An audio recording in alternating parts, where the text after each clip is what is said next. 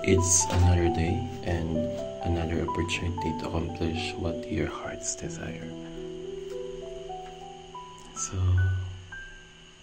today I'm going to create a trellis for my lofa plant, or in Tagalog, patola.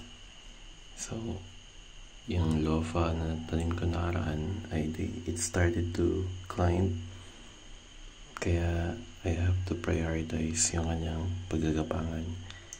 So, since marami naman tayong bamboo sa paligid, madali na lang kumuha ng mga gagamiting gapangan ng ating mga tanim na patola.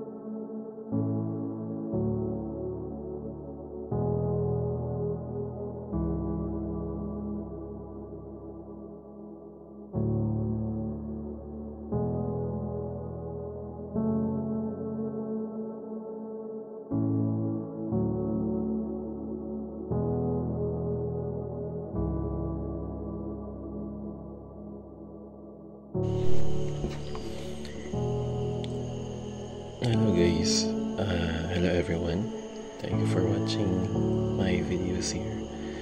So I dedicated this video to my lola who just passed away yesterday due to some medical complication, at the same time due to old age na din. So I can say na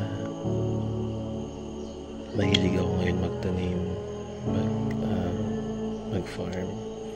I have the passion in planting and farming dahil siguro to my lola, I inherit that hobby from her kasi growing up, si lola talaga mahilig yan siya magtanim ng pupunta ng bukid kahit na siya lang isa or may kasama siyang isang kahit bata, nakakatanim siya ng kamating kahoy, kamating baging, and then during harvest time, ang gagawin niya, iipunin niya lahat ng apo niya, ayain niya na isama niya mag-harvest para lahat may share. Kumbaga, it's like siya ang nagtanim para lahat ng apo niya, ng pamilya, ng mga anak niya may share doon sa harvest niya. So lahat, pati mais, magkakaingin siya ng maikling certain part dun sa lupa sa bukid namin. Tapos magaling siya magtanim, and then nahilig din siya magluto ng mga pagkain na supposed to be paninda niya, like bukayo or yung from coconut, or yung pag maraming bunga yung sampalok, magluluto siya ng sampalok candy, ibebenta daw niya. Pero pag dumating yung mga apo niya, papakain niya yun, bibigay niya hanggang sa wala na siya mabenta. And like pinipig, pag may bagong aning yung palay, yung mga familiar yung pinipig, yung parang murang bigas, murang palay pa, tapos babayahin, tapos basta magiging flat siya, tapos crunchy, may sauce pa yun basta. And then kakao, gagawa siya ng natural na chocolate galing sa mga cacao seeds na tanim din niya sa likod bahay. And there's a lot of things about yung mga ganong pagkain or mahilig siya maggawa ng pagkain or magluto kasi papakain niya sa mga apo niya. Yun yung growing up, that's the thing that I can remember from my lola. Hanggang sa last, yung huli niyang punta ng bukid bago siya nawala ng memory, or it's like Alzheimer siguro kasi ilang beses siya na-stroke, and yung survival niya dun sa stroke na nagkaroon ng clot sa brain ay we can say na it's her second chance, second life. And doon na siya nag-stop, or hindi na siya capable of doing yung mga bagay na kinahiligan or palagi niyang ginagawa. At this moment, at the time I am recording this video, we are in the process of mourning.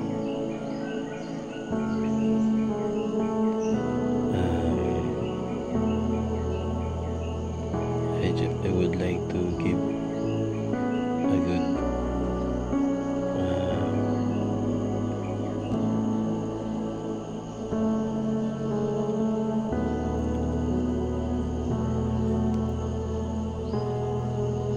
yun yung mga memories na I would cherish about my lola. I am inspired of this passion because of her, kasi si lola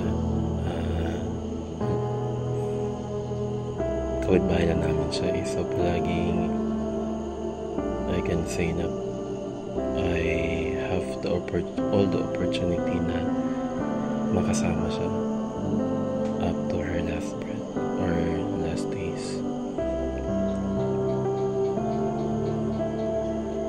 I dedicated this message, this video to her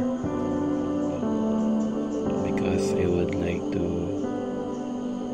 give honor dun sa kasipagan niya na I witnessed as I grow up. And thank you